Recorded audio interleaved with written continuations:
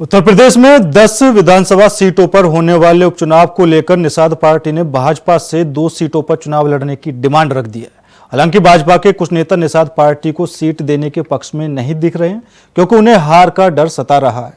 ऐसे में निषाद पार्टी के राष्ट्रीय प्रवक्ता और राष्ट्रीय सचिव रत्नेश सिंह ने बताया कि उनकी पार्टी के कोटे में सीटें आने पर उन पर एनडीए की जीत सुनिश्चित हो जाएगी। हमारे संवाददाता रमन मिश्रा ने निषाद पार्टी के राष्ट्रीय प्रवक्ता रत्नेश सिंह से खास बातचीत की। में 10 विधानसभा सीटों पर उपचुनाव होने हैं। इन उपचुनाव को लेकर भारतीय जनता पार्टी और समाजवादी पार्टी तैयारियां कर रही है। हम बात करेंगे निषाद पार्टी के राष्ट्रीय सचिव और राष्ट्रीय प्रवक्ता रत्नेश सिंह जी से। रत्नेश जी, क्या आपको लग रहा है, क्या अंदर खाने में बातचीत हो रही है कि 2 सीटें जो निषाद पार्टी के खाते में थी उस पर निषाद पार्टी का प्रत्याशी लड़ेगा या फिर भारतीय जनता पार्टी का इस बार प्रत्याशी उन सीटों पर चुनाव लड़ेगा?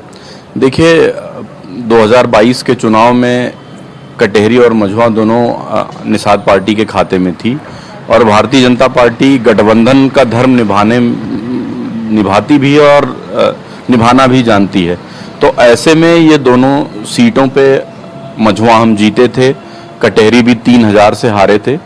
तो संभवतः इस बार कटेहरी भी जीतकर हम देंगे और सभी 10 सीटों पे जो चुनाव हो रहे हैं वो 10 सीटों के जो उपचुनाव हैं, हम एनडीए मिलकर चुनाव लड़ रहा है। तो भारतीय जनता पार्टी हो, निषाद पार्टी हो, राष्ट्रीय लोकदल हो या अपना दल हो, ये एनडीए का जो गठबंधन है उसके लिए ये 10 सीटें इंपॉर्टेंट हैं और हम 10 सीटों पे चुनाव जीतेंगे। भाजपा के कई बड़े नेताओं का ये चर्चा है कि अंदर खाने से उनकी राय है कि सभी सीटें जो हैं उस पर भारतीय जनता पार्टी के निशान पर ही चुनाव लड़ा जाए। ऐसे में क्या जो फॉर्मूला 2022 में भारतीय जनता पार्टी ने कई सीटों पर अपनाया था कि प्रत्याशी सहयोगी दल का, यानी जैसे कि निषाद पार्टी का और सिंबल कमल, तो क्या इस पर कोई बात बनेगी?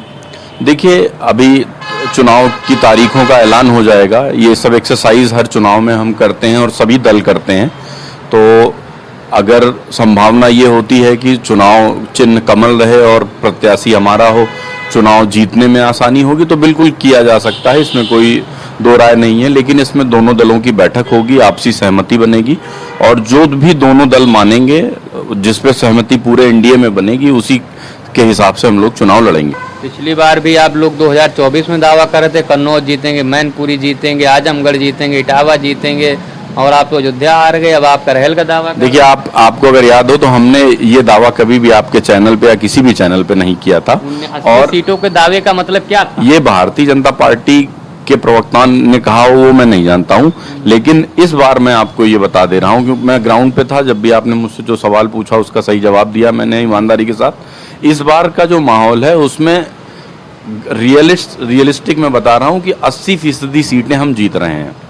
तो आपने सुना, हमारे साथ थे निषाद पार्टी के राष्ट्रीय सचिव और राष्ट्रीय प्रवक्ता रत्नेश सिंह, जिनका साफ कहना है कि 2024 में कई ऐसी भ्रामक अफवाहें उड़ाई गई जिसके चलते भारतीय जनता पार्टी की सीटें कम हुई। लेकिन इस बार उपचुनाव में वो जो भी खबर अफवाह थी उसको फैलने से रोका जाएगा और भारतीय जनता पार्टी और एनडीए की जो नीतियां रही उस पर चुनाव लड़कर इस बार समाजवादी पार्टी और इंडिया गठबंधन को करारा जवाब दिया जाएगा। कैमरामैन राहुल के साथ रमन मिश्रा, इंडिया वॉइस, लखनऊ।